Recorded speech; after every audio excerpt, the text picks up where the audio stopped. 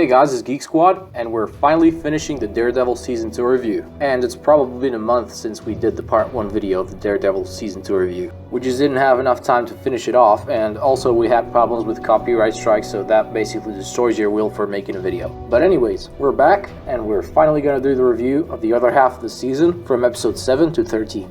Let's get on with it then. It basically starts with the trial of the Punisher in episode 7, but the rest of the season is mostly about the Hand and Elektra. So in the first half, they set up the Punisher character, but now they're getting into the mythology of Black Sky and the mystery behind that. They also reintroduce Wilson Fisk, aka the Kingpin. Cause let's be honest, Daredevil is not Daredevil without the Kingpin. Now the second half of the season feels like they're building up for future seasons of Daredevil and spin-off shows. We see how the Kingpin gets the top spot in prison and manipulates police officers and inmates to work for him even if he's in prison. Kingpin says, "The minute I get out of here, I'm coming to hunt you down," meaning that he's coming for the lawyers that put him in there.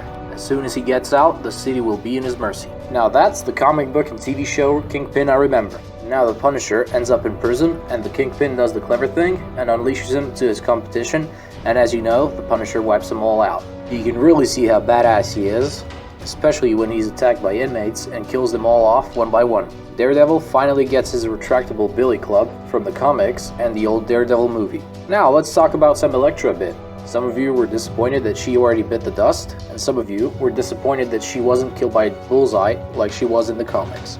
She finally got her Teenage Mutant Ninja Turtle Raffaello weapons that she had in the Elektra movie. I have no idea what those weapons are actually called. Anyways, Elektra is the Black Sky, and Black Sky equals the Beast from the comics. The Beast that Hand worships, and how they gain their power and mastery over that. Imagine the Hand raising a demon. That's what's kind of going to happen here with Elektra. So when she reawakens, she will be the evil version of Elektra from the comics. So yeah, the Hand is recruiting her for sure. When Karen Page is at the newspaper, you can see in the background a lot of headlines in which you can see some major and minor events that happen in the Marvel Cinematic Universe. So that kind of makes a small bridge with Daredevil and the Marvel movies and TV shows. You can see where it says Battle of New York, which happened in the first Avengers movie, and also Cybertech settles. Now Cybertech is the company that made Deathlock from Marvel Agents of S.H.I.E.L.D. The Punisher gets his iconic skull from the comics after he takes down the blacksmith. Many were confused with the blacksmith here because he helped the Punisher case when he was at court, but on the other side he was against him. When the Punisher's family was killed by gangs, there were collateral damage. The blacksmith just had the gangs take down each other so he can be on top. He didn't mean to kill the Punisher's family, there were collateral damage, but Frank Castle doesn't care, so he ended him. Nelson and Murdoch fall apart, and Foggy tries to get a new job and ends up getting it from Jaren Hogard, who is from Jessica Jones. We didn't have that much connection to Jessica Jones before that, we sure do now. The Punisher takes a disc from his house before he blows it up. Now that disc is probably full of names that he's gonna go after to exact his punishment. Kinda reminds me of Arrow when Oliver Queen gets a list from his father of the corrupt people that need to be taken care of. If some of you remember from Jessica Jones when that police officer gets those pills that make him go berserk, well, the Punisher is probably gonna go after those people behind that because, as we can see, Marvel is connecting shows and movies as much as they can.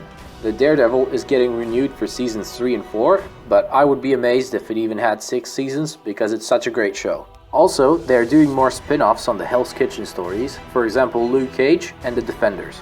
And in season 3, we're probably gonna see the Bullseye. Now there's a few unnecessary things that they added in season 2, but they had to fill in the episodes with something. The Punisher was definitely the best thing about this season, and he deserves his own spin-off series and even a full movie or two. John Bernthal is definitely the guy for punishing. Walking Dead proved that a long time ago. And also, I forgot to mention Nobu, who was the guy that caught on fire in season 1 of Daredevil. He was back in season 2 and says that there's no such thing as death. But at the end of the season, Stick cuts his hand off and says, "Stay down this time, asshole." Anyways guys, this is it on the review of episodes 7 to 13 of Daredevil. We'll be doing season reviews for Flash, Arrow, Legends of Tomorrow, and probably more, but not all of it because we have a whole list of videos that want to do, but don't have time to do it. Soon we'll give you a list of themes in future videos at the end of most videos, so you can guys vote in comments what we should do next. Like, comment, and subscribe for more videos like this one, and remember guys, God is awesome all the time, and He loves you, and so do we. Have a marvelous day, and Geek Squad out.